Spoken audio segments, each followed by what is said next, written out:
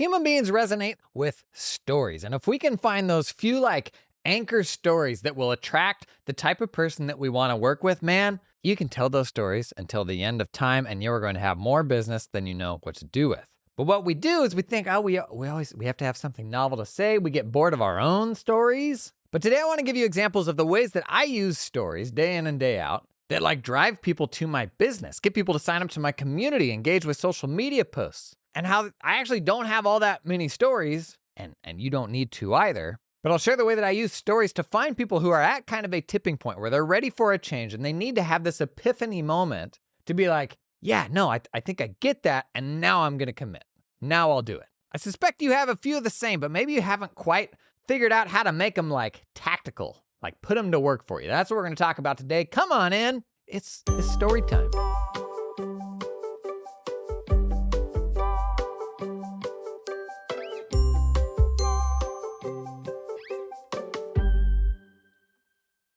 Once you kind of open your eyes to this, you start seeing it everywhere. In fact, every book that you read, before they make a point, they're going to tell you a story about the point. It's almost annoying once you start noticing it more, because you're like, would you just please get to the point?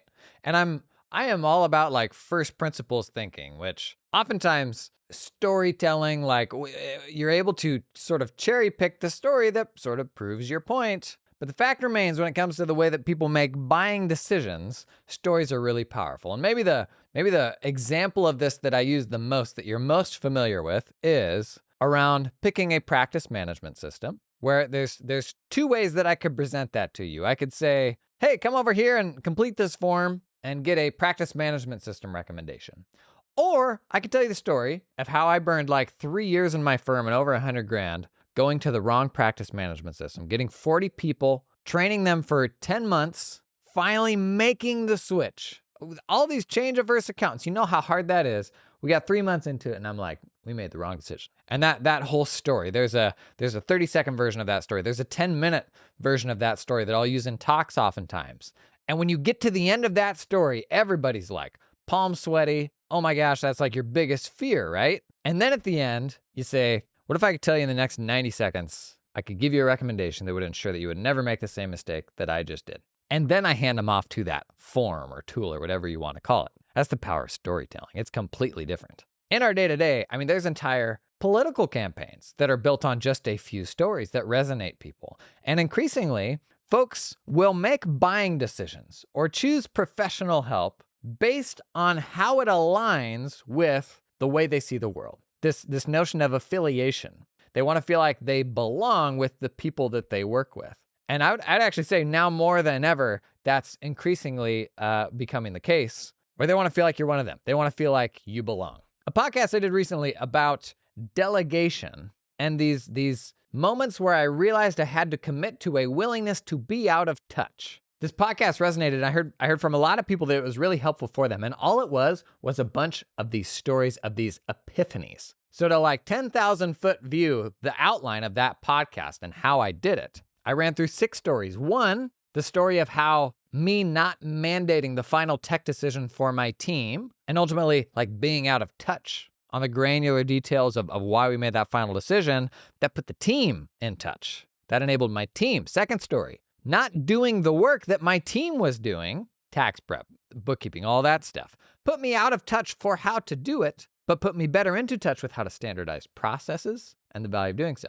3rd story was when we switched to a new tax software, I refused to learn it, and my partner didn't. You can imagine how those 2 different timelines went. Story number 4, not doing my own landscaping. Rather than being, oh gosh, I was going to say in the weeds. I'm sorry. Should we just wrap it from there? Okay. Okay. Not doing my own landscaping. Rather than being oh, what type of fertilizer do I use? Do I do this or that? Getting out of that got me thinking about bigger picture stuff. Number 5, not doing video editing. Ultimately increased the volume of what we're able to do, and I'm able to focus more on quality and strategy. The last story I told, just not running a firm anymore. You don't run an accounting firm anymore? How are you really going to advise accounting firms on how to run accounting firms if you don't run an accounting firm, you big poser? Let me ask you this. Do you think that you are out of touch with what the other tens of thousands, hundreds of thousands of accounting firms in the world are doing? Would you say that you're out of touch in regards to what they're doing? I bet you are, because you know what? You got your head so far up your own hiney every single day. You've got this tunnel vision for just what you do. You have no idea what everybody else does. I traded being out of touch of some aspects of being in the weeds of running a firm every single day for being better in touch with what everybody's doing. That's the hat that I get to wear now, and then I share that with folks. So that whole podcast was a collection of stories about trading a version of being out of touch for a better thing to be in touch with. And every single one of those things may find somebody at this tipping point or this plateau in their business. Another framing of this is like it is an epiphany, and that epiphany bridge connects the problem and the emotions that somebody's feeling today with, oh, this is a path forward finally. And it's at these tipping points or plateaus where it's oftentimes easiest to find people. If someone's just like in the market for a bookkeeper, in the market for a tax professional, they're gonna go out and they're gonna pay somebody what they think bookkeeping, what they think tax preparation is worth. If they're at a tipping point where they're like, I think I'm gonna go from one office to 2 offices for the first time.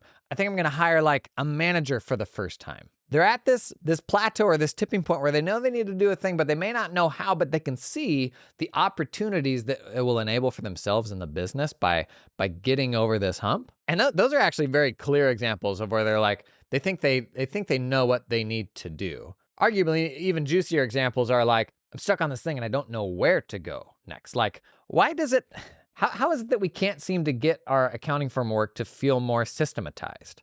Well, do you have an internal service library? Do you have a really clear vernacular for what you do for everybody? Why can I not go out and find the type of clients that I want to find to work with? Well, do they know that you exist? Are you on social media? Are you visible? Are you going on podcasts? It's not enough to have a website. How are you breaking through these people's attention span so that they even know that you're there? And these are kind of these like epiphany moments for people where they're like, oh yeah, no, that makes sense. And the closer you can tie that back to like a real honest story, the juicier it is. So what we're looking to do with these stories and these moments for people is take their old reality, frame them in their current state because it's all that they know. And because there are things that are trivial for us, this can be a hard thing to do sometimes, to step back into that person's shoes. Maybe it's the person that's just about to launch an accounting firm.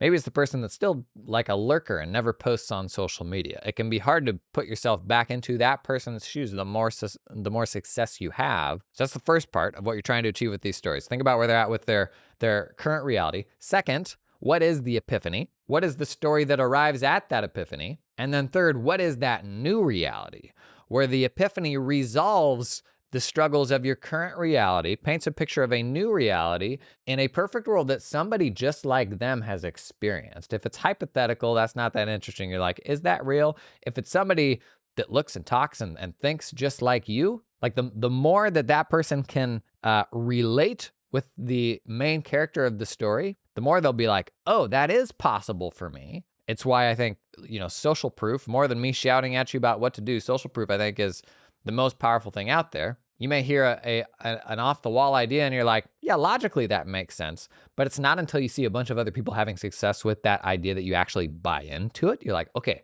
I can see what those people do that is like what I do. Now I can commit. And so that new reality, painting the picture of what could be, that's ultimately what you're trying to achieve with this story.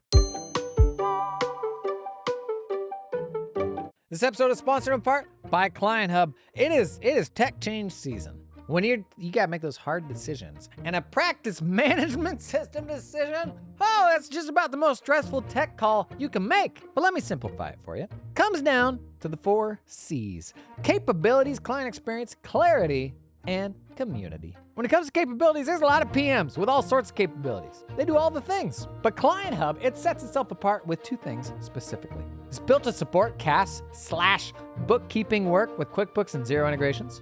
And they're investing in AI with magic email replies, magic workflow, and magic answers. It's a lot of sorcery. Tell you what I appreciate about Client Hub, they're like, we're for bookkeeping firms. A lot of PMs are like, we're for everyone. We can do everything great. And you're like, really though? Tax, audit firms, go away. Skip this ad. But if you're doing books, if you're doing advising stuff, Client Hub might be for you. Check out that linky link right down in the show notes. Today's episode is sponsored in part by FinDaily. Man, there are like so many powerful tools now that can automate some adjacent services to what we do. I'm a big advocate of not being in the business of just selling more bookkeeping or just selling more tax prep, because that's usually where we're most constrained. It's the work that's the hardest to hire for. Rather, find a specific type of client with adjacent needs where we can build adjacent services that don't have this like commoditized value, that's easier to hire for, that's easier to automate. Fit Daily, fantastic example of just that. It's actually an app that I founded, later sold, that was built just to automate the cash advisory services I was providing to my clients. We started doing bookkeeping, then we got into bill pay. Then we learned that if we do bill pay, we had a great understanding of their cash, and this cash reporting made all that other work worth it. We could make more money on the cash reporting than all the other stuff combined, and it was way easier to automate. I did that with Fin Daily. It's a super cool tool if you haven't seen it before. Learn more about that one at the link in the show notes. Let's run through some examples of stories. You probably already have some ideas in your head of like, here's kind of what I think my stories are, but how do I maybe refine them in a way that is more contextual and will find people a little better? A story I've used sometimes when it comes to changes in my accounting firm, technology changes, telling everybody, all of my clients in my firm, they have to submit docs to us in a particular way. Stuff like that feels really scary and really high stakes. I've got a lot of examples of this. The big one is the practice management system example we talked about. The story here, I frame it up with like, these are really stressful changes. My team is exhausted by change, which is a product of oftentimes not making the right change and then needing to change again. I was at a state where I was feeling this, and then I talked with some other people that ran accounting firms, or I went to a conference for the first time. And I actually remember vividly being on a Zoom with somebody and explaining to them what I did. And their reaction was like, they laughed when I said, here's what we thought we needed, here was where we were, and here is what we did. And they were like, oh, no. You're never gonna get that out of what you just did. And that we just sunk over, a year and a half into this problem. And I have one conversation with somebody that's running a firm, and they're like, we tried that about 6 years ago. Here's what we learned, here's what worked, what didn't work, here's what we ended up doing. And it was in that moment that I was like, oh, somebody else already has the answers that I need to find. Or the epiphany could have been, oh, I made a decision based on what a salesperson told me, and I now see that that's ridiculous. What is the new reality then? It's a better version of validated decision making. It's stop making decisions based on what a salesperson tells you. Ask around, make friends that run firms, see who's done it. Don't be afraid to put yourself out there and say, does anybody have any wisdom on this? Make sure that they're not, an implementer for that platform and stand to make money from it or something like that. But the new reality is you're literally shaving years or decades off your learning process because you're stealing the best ideas from everybody else rather than like guessing or relying on bad information. Another story I come back to quite a bit on change management. This will land for a lot of you. My old reality, I couldn't understand why the people around me in my firm, my colleagues, maybe my boss, I couldn't understand why they didn't see the world the same way that I did. I would take great ideas back to them and they just wouldn't land. They just wouldn't get it. And I'm like, are you people just dumb? Like, do you just not get how this stuff works? How could you not agree with me on this? And the epiphany was, it wasn't until I met people online who were consuming the same things that I did, that were in that same bubble. It wasn't until I had conversations with those people where I was like, yeah, you guys are smart. You guys are get it. You guys have something that all the people I work with don't have. And my realization was, oh, they're being programmed by the same things that I am. They consume the same things that I do, whether they're smart or not. And until the people around me are exposed to the same conversations and experiences and stories that I am, I cannot project onto them myself being the product of all those things. I can't expect them to come to all the same conclusions that I would because they haven't gone through those things. Like, this is where, people's lived experiences shape the way that they see the world and the decisions that they make. But if you're sitting there like listening to this podcast or watching my videos or hanging out on, Twitter or LinkedIn or whatever the group think is for accounting firm owners in each of those spaces, when you then come back to your team who isn't engaged with any of that stuff and doesn't have any of that context, those puzzle pieces aren't going to fit together the same way. And so what is the new reality? Well, if you actually want your colleagues to get on board with that stuff, you have to expose them to some of those mind-opening things. You have to convince them to come out to a conference and have some conversations, to watch a video, to, learn about a few different practice management systems. Whatever it is, you have to inspire them to get some of the context that you have. This is actually one of the reasons why, one of the biggest things I pushed my team to do was to learn more about the world beyond the boundaries of my firm. I think as soon as you can get people to do that, their entire world just opens up. Oftentimes people are afraid to do this because they think it's going to mean they go off and they find something better, or God forbid, they become more capable and independent, all these things that we want them to become, that we are as a product of thinking bigger and looking outside of our firm. And we get frustrated that the rest of the team can't be the same way. Well, you can't have it both ways. You either got to expose them to that and reap the benefits of it, or you can't really blame them for them not having all that perspective, right? So my new reality there became, unless folks have that context, it's unfair for me to expect them to think about that the same way that I do. Another one that I think we all got red pilled to, just the way that we absorbed knowledge. This was a Twitter thing for me. I don't know if this was happening on LinkedIn. The way that we absorbed knowledge in COVID. This was kind of the kickoff of tax Twitter. And my old reality was in my firm, as we were headed into COVID and all the COVID release stuff was kicking off, and overnight we became so in demand for our clients and they wanted daily updates. Even daily updates didn't feel like enough for a while there.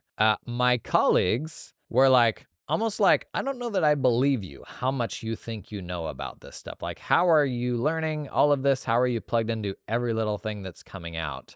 And I'm like, okay, gang, here's what we got to do. Here's what we got to do. Here's what we got to do. And they just their minds couldn't pivot fast enough, and they couldn't get their head around, it was almost just like I don't believe you because you could not be this right almost. And I know it's kind of a dumb thing to say, but that was almost sort of how it landed. How is it that you are so sure of yourself? And my epiphany was, I didn't realize this at the time, is I was learning an impossible amount of stuff because I was consuming what a whole bunch of really other smart people were sharing online. And this is still a problem. It was even more so the case, 3 or 4 years ago. But the perception is people who are hanging out online or on social media have nothing better to do. The people that actually have something to offer the world, they're out helping the world. And so if people are having these conversations online, they must be relatively low value conversations, and these people aren't experts. And that absolutely wasn't the case. And I would actually argue in the last 5 years, that may have even flipped, where the people with the most to offer the world, I would argue, have the most to gain by being as visible as possible in the world. And it is now online content and social media and algorithms that provide exponential rewards to the best of the best that now make that the very best place for those people to be. Now, our profession has absolutely not come around to that. I can't believe that there are not 100 times, 100 people doing what I do in more specific domains in accounting. But that was the perception at the time, is if the conversation was happening online, it was ultimately not a very high level conversation. But you compare that to the context that just random one-off people inside your firm have, where they don't talk to any other firm owners. They're literally just living off the next, checkpoint email update or something like that and just reading whatever somebody else wrote. But the epiphany I had at that time was I was growing at an impossibly fast rate because I was the product of all of the very best and the very smartest people sharing this stuff online. And so my new reality then was we got to stop trying to reinvent the wheel, and we need to tap into this feed of information and stop doing in a siloed way what everybody else is already doing. We need to validate some of this stuff for sure and make sure that it's correct and kind of form our own opinion around it. But the right thing to do was no longer to wait and sit back until that research platform sent their weekly email. When my clients want updates every single day, there's a wealth of information online that honestly makes those weekly emails nowhere near as useful as they used to be. In fact, my preferred version of that is something that's a little more opinionated from a person that I trust, where they are plugged into all the same things that research group might be plugged into, but I want somebody to better contextualize it for me in the way that I work with my clients and that sort of thing. So my new reality was, this is just the best way for us to learn, and this is the best way for us to be plugged in. This episode is sponsored in part by Mercury. Hey, you know where my money's sitting right now? It's sitting in a Mercury bank account. Look at me, shilling the dog food that I eat. Mercury today is loved by over 200,000 customers. Does business banking that is transformative. Corporate debit cards, credit cards for expense management, free wire transfers, treasury yielding over 5% interest on idle funds. But Mercury for accountants, that's you, lean in. It's their new accounting partner program, which wants to get you your time back and drive client value. This is cool. They got this thing called Panorama. You can actually see a whole bunch of client accounts in a single view, so you don't have to like drill into all these different things or log in and log out of umpteen different accounts. Panorama, that's right. What a great name. Plus, they get all the cool features that you do if you use Mercury. Banking, bill pay, custom approvals, invoicing, document upload, GL code mapping, reliable integrations with QBO, Xero, and NetSuite. Everything you need to make those accounting workflows sing. To learn more about Mercury, head over to mercury.com/4/accountants to learn more about the accountant channel, or check out the link down in the video, the show notes, the words under the thing. Today's episode is sponsored in part by LiveFlow. Gang, LiveFlow launched a new dashboarding platform, and I got to have a play with it the other day. It's actually pretty darn cool. They've got loads of templates like they've always had. LiveFlow, for context, in the past, there were utility that connected your QBO, your Xero with your Google Sheets, your Excel, so that pull any like client data into there. Now they're doing the same thing, but for dashboards. Bunch of dashboard templates you can swipe with like full-blown like a suite, like combinations of all these different reports, executive summaries, and it all connects to that client data the same way their spreadsheet tool did. So you literally just pick a different company from a dropdown. So I could pick like, make a cool custom reporting suite, looks super impressive, and then to like deliver it to another client, literally as simple as changing the dropdown to a different company and pulling all that live data in. A no-brainer way if you're tippy-toeing into advisory to put better information in front of your clients. That's LiveFlow's new dashboarding feature.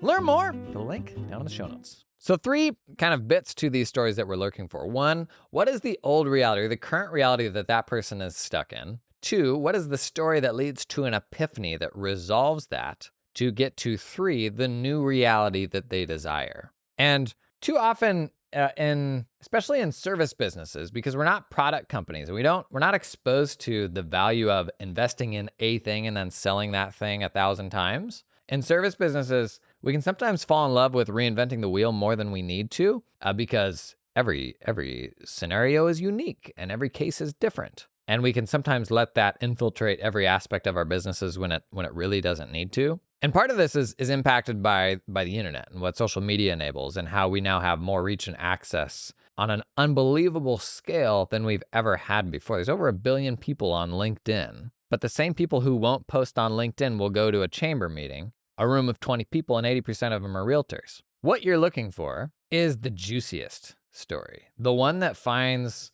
working backwards from what is your A client today and what's your A++ client. That's maybe an even better version that you would love to work with. What are the plateaus that those people end up getting stuck on, the tipping points? And maybe this is a little harder to find until you're serving a lot of those people. Where are the places that they get stuck, and how have you seen people overcome those things? Or even better, do you have a story in your entrepreneurial journey that can be tied back to that blocker that person was stuck on? You're looking for old realities that are ripe for a story that can get them over that hump.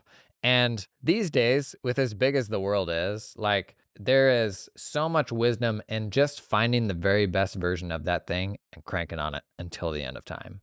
And that may sound really boring, telling one story until the end of time, but we simultaneously want to systematize and standardize the stuff that we're doing, right? And if we are reinventing our own wheel every single time, we're not ultimately going to get to a place where we can make it turnkey. Like, as soon as I oftentimes start pushing that conversation towards like, hammer on this, hammer on this, hammer on this, whatever the juiciest problem is that will bring in really like nicely paying people, just crank on that. As soon as you start going down that path, oftentimes you're like, well, that sounds boring. And it's like, that's what you wanted all along, is that standardization. But you're making it so hard on yourself because you're serving different people and telling different stories and doing this completely different ways. Usually as a product of people just kind of like drunkly stumbling into awareness of your existence rather than contextually going after that plateau that they're on, that tipping point that they're at, where you can be the solution and you can enable a new version of their business that they're going to be incredibly thankful for and will pay you top dollar to enable. And to get there, there is one story that, like, when refined, when told for the 300th time, is infinitely more juicy than not building stories around this stuff and feeling like you have to do it differently every single time. So can this get boring? Absolutely. But the beauty of standardizing anything is not only can you tell that story, you can hire salespeople to tell that story. You can get your social media marketing agency to, like, find new creative ways to tell that story. Not that it's an untrue story or that it's losing some of that juice because maybe it was otherwise a very personal story to you, but having something you can crank on that's standardized, that's a great problem to have. That is a wonderful luxury. It's a business that you can more likely remove yourself from. It's a business that actually runs like a machine rather than being reliant on your secret sauce and being able to pull the magic out of the bag every time you sit down to work on a project or have a meeting with a client. Like, this is what we are looking for, is what's the repeatable thing? And if you even just think in terms of the renewals that we're coming up on now, if you're planning on putting 3-tier proposals in front of your clients, think about the difference of conversions you're going to have. Version 1, you just email this sterile proposal with no context to your clients, and there's versions bronze, silver, and gold. Version 2, maybe you write a juicy email, maybe you have a webinar, maybe you have a conversation with the client, and you tell the story. Let's go back to my practice management story. You tell a really painful story that they can deeply understand. You share an epiphany that somebody that was at the same plateau that they're at right now was stuck on. You share that epiphany and paint the picture of that new reality, and then you put the exact same proposal in front of them. I can't tell you what a massive difference this makes. And we're talking like 2x, 3x the number of people who this will resonate with and who will ultimately make a buying decision because you framed that up in a way that opens their eyes to a new opportunity. Makes a really, really big difference. You've probably stumbled into just like kind of half-baked versions of this story, of a few different stories. And the more you can refine those and tie them back to like a specific, Gary Vee's last book about social media talks about thinking about specific cohorts of people that you go after. And this is through the lens of like marketing campaigns and paid advertising and stuff like that. But I think it's a helpful mental framework for what are the various cohorts of people that you are serving. I come back to dental a lot because we did a lot of dental in my firm. And a couple cohorts I've shared in the past are docs kind of at their ceiling with a single location, looking at doing a second location for the first time. That's a cohort of docs where you can build stories around solving their problems and unlocking opportunities. Another doc I had tried to get their office manager to do bookkeeping and payroll and back office and benefit admin and all this stuff for like the last 2 decades. And when she came to us, she was like, you guys can just do all this stuff for me and you will do it perfect and right and I don't have to manage it. Where have you been the last 20 years? That is a cohort of business owner who has an office manager right now that is not doing that stuff to the level that they need to, and they keep getting sucked back into it. Or the other cohort for the same thing could even be the office manager themselves who want to help and want to do this stuff well, but just don't have the expertise to do it. These are different cohorts that we can go after with a specific type of storytelling. In your client list, you will have clients today that align with one of those cohorts, and then a lot that don't. Maybe they are a type of client that you're not serving quite as much anymore. Maybe the direction you are trending doesn't quite align with them in the way that it used to. But as you're heading into renewals, think about what those cohorts are. Like, what are the common plateaus those clients are stuck on?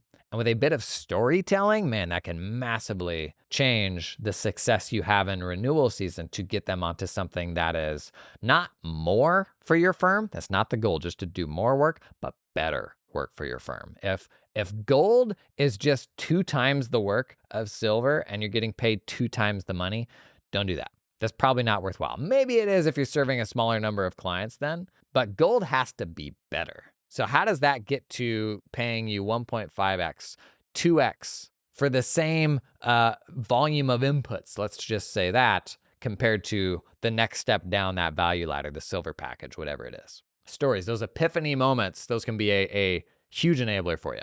That's all I got for today. Increasingly, I'm thinking about the stories that find people where they're at, because as much as I like to be like, first principles, stories aren't real, just get down to the real nitty gritty.